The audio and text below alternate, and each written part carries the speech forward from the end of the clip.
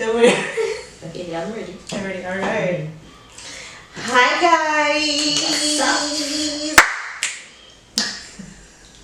Yes.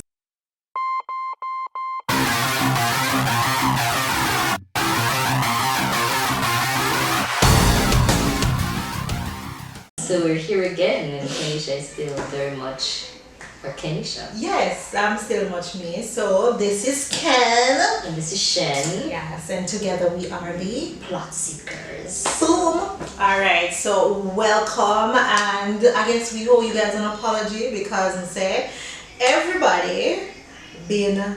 I don't want to use the word pestering, but asking maybe a better word. You know when is another video, what are we doing, what is happening, but so much has happened. Yep.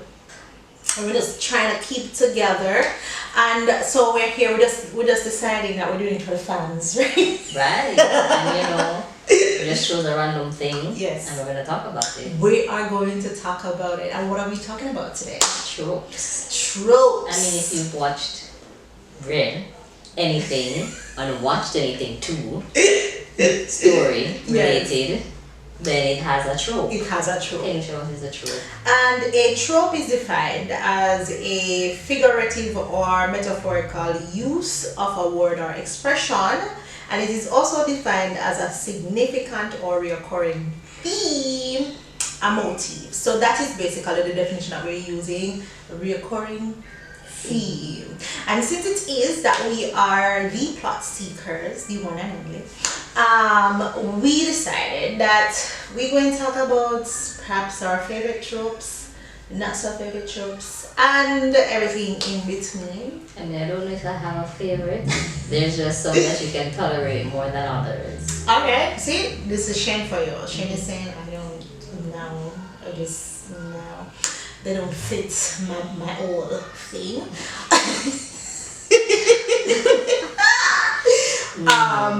So all right, so let's go with least favorite. Damsel in distress. All right, so you already know. So Shanique is over here singing the famous Cheetah Girls. I don't wanna be like Cinderella. You know what I mean? Like you already know. She's like Fiona. Cause Fiona did ready for bust out of the whole tower. Like, why does the woman need to be helpless and has to be saved by a man? Like, why? Right. And so, and I think that is also like, I mean, I feel like it's been done like a lot. Very many times. And it sometimes, and I feel like, I think one of the biggest issues that people had with the Stephanie Meyer series, which is, Twilight, is the fact of how Bella just seemed like this weak and helpless. Save me.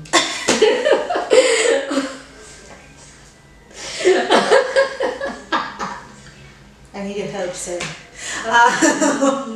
Yeah, and but I also don't like the overly strong woman trope type of thing. I feel like who is this person? Yeah, but I don't like that. That is my least favorite. I like women to be women, like we can do it, 7 days a week and so, and still, make you feel like a man type of thing. You will come home and you do what you need to do. You know what I hate in like books and series and movies, like they isolate personalities. Like you can't be multiple things. Yeah. So if they always do it with the cool kid versus nerd kind of trope. Or you're cool if you do cheerleading, but you're a nerd if you read books for argument's sake. And you can't do both. You can never ever do both. And then if it is that they do both, where you have a situation where you have this cool girl and then she's a cheerleader, it's almost like she's hiding, and it tends to kind of play in like, oh my god, I don't want him to find out, like, and then in the end they have this whole empowering moment, like she owns it, and yes, I'm a nerd and what? Let me put on the glasses. Yeah, and I was like, oh my god. And I think one of the least thing is, and we are out here not talking about books anymore clearly because we're talking about glasses. We're out here talking about movies because I feel like I mean, a lot of them started as books. that is true, but also for the pictorial mind that I am, may I envision these things that they're describing anyway. Like a lot of times I'm talking to my friends about books and I'm like, yo, and the movie was this, and then like, which movie? And I'm like, oh yeah, the book. You know, so I mean, we do see them play out and the way that they describe it and all of these wonderful things. And I think one of the themes that I don't mind the odd girl out type of thing. When it's done right, it's kind of cool. Yeah, I really don't mind the odd girl out. I think one of the books that really do it well for me is Beautiful Creatures. Like I really like how they presented that and presented the whole like the girl is this person and the boy is this person. But then again he was a jock but nobody knew that he was a nerd. So it even played into the same thing that we were talking about a while ago because it's like he's not one dimension. It's like why are you behaving like you're a nerd? Like what is going on type of thing. And so yeah, I mean what's it called? The chaos between us, I think that's what it's called. That also kind of had the whole odd girl out kind of thing, but with that it also had the whole narrator thing, so it was very head voicey, so like she was talking about things, but it was most of what she was saying was in her head and not happening. Right, and I feel like not many people know how to do that well either. You're like, what, where are we again? Like, okay, so you're in the restaurant talking to this person. All right, we see that, we see it, we get it. And what's one of the ones that you hate? I think the overly strong and sexual woman like that. And I did him and just tell him to go home. Like I don't like it. I really and I don't like it in movies either. I don't think it presents itself well. And I think I also do not like the one where you can't be two things. I think we're on the same page. All of us like stories people. Like I don't know if there are stories people. You know the app Stories. Oh no. Okay, maybe you should get the app. Stories is better than Choices because Choices I think is very X-rated, but whatever, we're not here to talk about those. So there's a lot of stories on Stories where you have this whole the bad guy rather becoming or being the good guy in the end, and I realize that's a recurring theme for a lot of the stories. So I think one of the things that you find is like that misunderstood teen. Like he's not terrible, he's just misunderstood. And I feel like that is like the poster thing of women thinking that they can fix men. You always like, he's not bad, I'm telling you, like he's you just need to get to know him. Yeah. Or I can change him. And I feel like we read about it so much, it's presented in this whole thing like, oh my god, so him help you and like nobody knows this side of him and all of these wonderful things, and I'm like, okay. I mean people have different sides. There's a good side, there's a bad side, and there's the in between. Yeah, but it also kind of, alright, so we're not talking about that. So we're talking about because you're now my out here already for get philosophical. So let us get back. No, maybe it gives the conversation some life, but yeah. I mean, because now what I was saying is like, it kind of lets us know that we tend to judge the book by its cover type of thing. A lot of times when you talk about the misunderstood, it's always based on how they appear. You know what I mean? So like if the person is nonchalant and laid back, probably tattooed, probably they're bad. Emo. You know what I mean? Like all black, whatever, telling you like don't come near me type of thing, very abrasive. And then when you speak to them, they're probably the nicest person you've ever met. Right, but you form this opinion in your mind and then all of a sudden, oh, he's not terrible, he's just misunderstood, and then and then there are some of them that are that, but then others that are like, they're bad. You know what I mean? But then there's always a thing like, no man, it's just that you don't know him, and then he can change, and all of these wonderful things that we take up these projects. So we don't want partners, we want projects type of thing, and it sets the tone for our lives because what we read in books. So I think we need more representation of you know I mean, what is good, and especially when you're putting it in like that, and a lot of people are like, oh, I can relate to this story and I think I like it, because a lot of those are in YAs.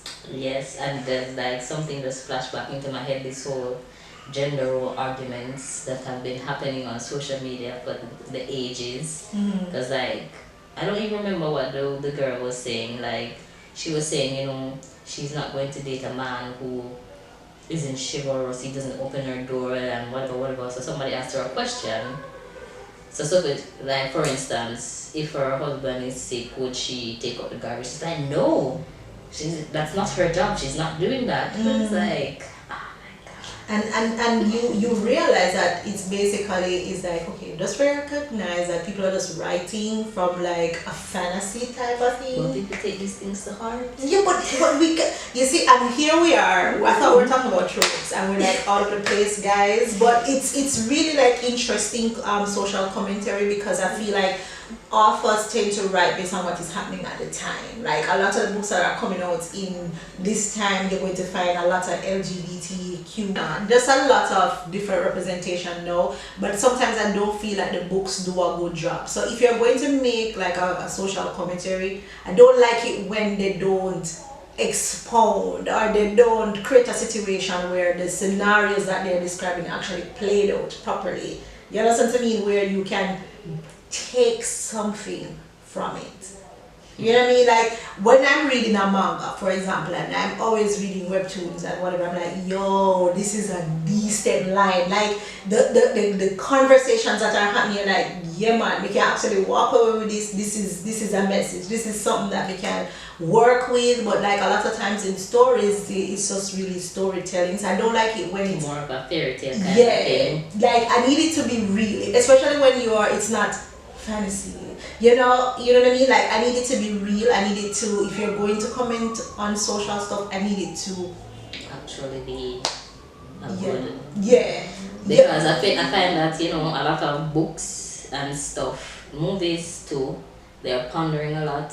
When I heard you say the whole LGBTQ thing, like you read the stuff and watch the story and like they're giving light to this, but it doesn't actually speak to anything. No. They're just doing it because, okay, this is what is happening now, and it's popular and it's, but there's just nothing about the actual issue. It doesn't give anything to the story. Right. It doesn't make you as a person who is reading and might not understand the point of view. It doesn't basically allow, create like this thought provoking type of like a moment where you put on the book and be like, okay, let me think about this real quick. You know what I mean? Like it doesn't do that more than you skate over it and be like, okay, all right.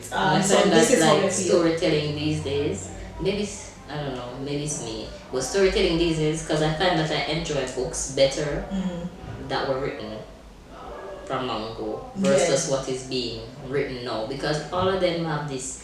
It's a very similar voice. And a very similar storytelling. It's like somebody created this form of storytelling and they taught it to everybody else, and that's what everybody is doing. And whilst you were saying that, I just think of fast fashion. Like you kind of have this fast fashion thing where say it's a knockoff of this and they want to emulate this, and next thing you know, all of these fast fashion sites tend to have similar looks, and you're like, yeah. Even in the name of the book, you realize? Yeah. Like a throne of this and that. It's like, and then everybody else started doing a similar thing. It was like, what is going on? And if one person start writing about fairies, there's a whole thing about fairies, and then sometimes people be like, okay, so just like I hated what Stephanie Myers did, because I feel like we all have, is that we had a growing understanding of what vampires are. They're going nice on and they're going up. What is this glistening thing? You know what I mean? Like, why are you going to change up the rules on me? Like, I don't understand. What is it? Like, everybody's vampire is different. You know what I mean? So the days of old told us that vampires cannot exist in the sun, no matter what you did. As a Dracula fan, I'm like, I was offended. You know what I mean? Like, what did you, what? He Jason? And all of these, like, I understand they would make it more romantic and all of these wonderful things. I understand, like, that being the change that allows the thing. But at the same time, I'm like, yeah, no, let us stick with what the thought is. Like, let's not change it. So I don't like it when you turn the concept upside down and try to make it their own, and then it just no work. They've been doing it that a lot, like changing things. Like like when did this become a thing? But anyway, yeah, we're not talking about. But technically we are, because it is a theme. It's a recurring theme. Vampires, fairies, or fays, as it were. Those Witches, are warlocks. So it's a matter of like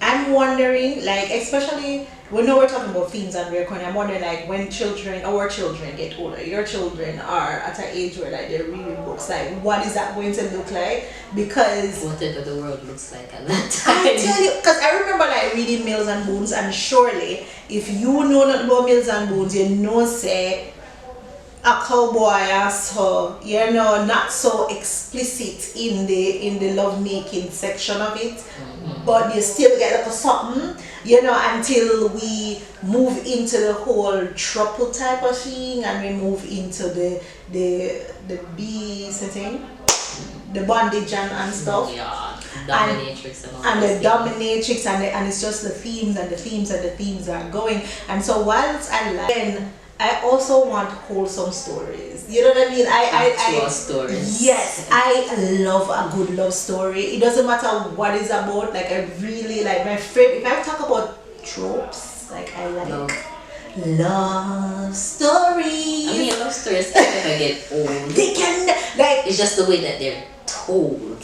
Look here, I'm a historical romance type of person. Like, if it hands down, favorite is historical romance. That's my favorite genre. You know what rubs me the wrong way? Like, you're watching an action movie and then they just throw in love in it. No, man, I like love done right. I like the whole look here, I hate you today, I'ma just like you tomorrow type of thing. I like the adversity. I like when the guy is like, but I love you. You know what I mean? I like when men are vulnerable. That reminds me. Okay, like the only thing I can remember right now is Kill Me Twice by Claire somebody.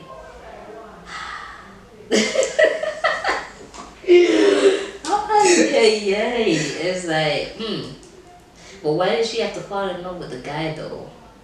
I mean, because some type of person will fall in love with them abductor. Because, like, the story is like her sister went missing. They're identical twins. But she came there to pretend to be her sister, but because the guy was working with her sister for so long, he knew it wasn't her. So eventually she confessed, but for whatever reason, she it kind of gave me like a Zane vibe. It's like, oh yeah, in this and in that, and she, it just make it sound like she did a push up herself on him because he didn't want to in the beginning, but she eventually got to that place for them. Yeah. I just like, I don't, to me, I'm like, if the movie has me just turning the pages, I am good with it. Like, I like things that has a settings. I feel like when we were doing English back in the day, language or even literature, they're always talking about setting setting, what they call it, the settings, right? So they're always talking about the settings and where this is and ta. And so I like learning about cultures through books. You know what I mean? Like, so it's not just I'm reading the thing and it's just, and they went to the bar and type of thing. Like, I like it when there is a level of foreign.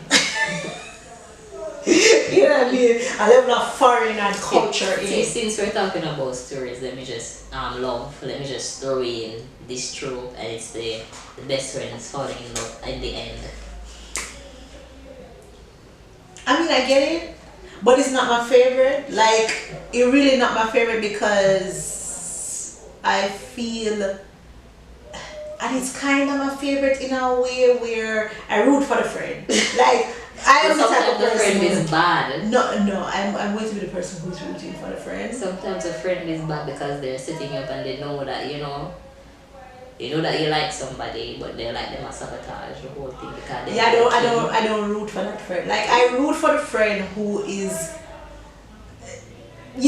tortured. That little tortured person who's like, oh my god, I'm And like, they're helping out. you're helping same way, but it's like, Even though they like you all the time. yeah. But I would love it if they're like, I think I did watch one show and the person loved the person like for 20 odd years, and the two of them ended up married different people, and then the two of them ended up divorced, and they're like, yeah, but I've loved you all this time. And I was like, wait, what? Like, so them long term, like, But that sounds like no. Love Rosie, so. I don't remember which something, It but sounds very Wayne, but I'm on the name Nicholas Sparks-ish. No, it sounds like that book because like they were kids together, they grew up all their life together, end up married. She had kids. I don't think he had any kids, not that I can remember. Then them did finally end up together. I think they got married. They were together for a little while. They really, really loved each other, but then they divorced and she got live her life by herself. Sounds like the book. I don't know. I don't remember. It's some friend thing though. But I did. The thing that I feel like stories are like an escapism for like a lot of people, and the reason why you read is like escape. And even when we hate the tropes, from the book, I was turning. I'm like, what shall I do? Like, what shall I do now? Sometimes. Because Because like mystery, some people do mystery, because mystery, I consider mystery to also be a trope. But then like some people just stretch out the story so much that you become disinterested.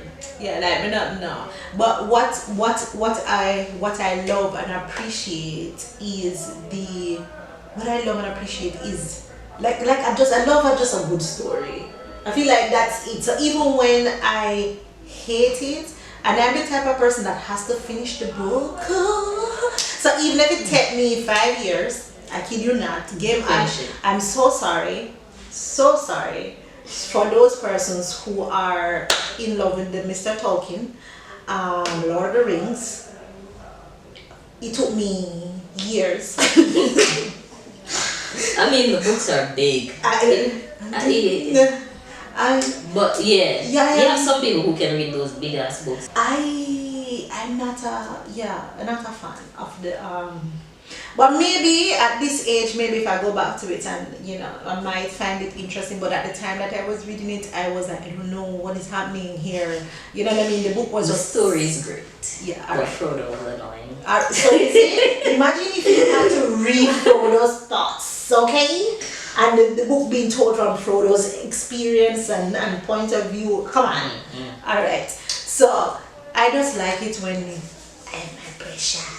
Like I like that's my favorite part. But the thing is, tropes are what makes the book. Right. It really does. And if it's any one of these tropes that we're talking about, like if you have like a good story, it doesn't matter if it is cliche. And so we're not saying this. So if you're a writer or aspiring writing or whatever, we are dumping on your theme. We're saying keep on writing, just make it interesting, like make it be a book like you would want to read, and because once it's a page turner, it doesn't really matter if it has been done. Somebody's going to take it up and read it and like, yes, I love this is a theme done well. You know what I mean? From start to finish. And so I like it when I take up books and I'm like, oh my god. Even if it's something that, as Kenisha said, you've heard long before. Like you just pick up some books and you just feel brand new. Yeah. So, make that be your book. Yeah. Like for me, one of the books that I never thought I would actually enjoy was, How to Kill Your Husband. How to Get Away with Murder. So no, it's How to Kill Your Husband and Other Chores. You see, you remember it? Yeah, it's the household chores, and it was a mystery, and it was just mystery, intrigue. You know what I mean? I'm like, Jesus. I actually recommend that book to so many people who are married. But it wasn't about that. You know what I mean? That's the disclaimer. But it was, you know. So at the end of the day, so we have told you about our tropes. Comment below, you know, like What's your favorite? what's your favorite? What's your least favorite? Do you agree with us? You know what I mean? Like, you know, the vampire thing, just stick to the OG, you know, and no glistening thing. Right? Like, what is that even anyway? And then, you know, nobody is a nerd and they're beautiful all of a sudden when they take off Got the their glasses. I mean, what in the Superman is this? Ay. You know what I mean? It's like, oh my god, I get it. Wow. But yeah, that's all our thoughts Yes. on what we shared. Until next time. Yeah, this is Shen. And this is Ken. Keep reading, keep writing, keep just Be yourself. That's what I was going to say now. I was like, keep being you, yeah.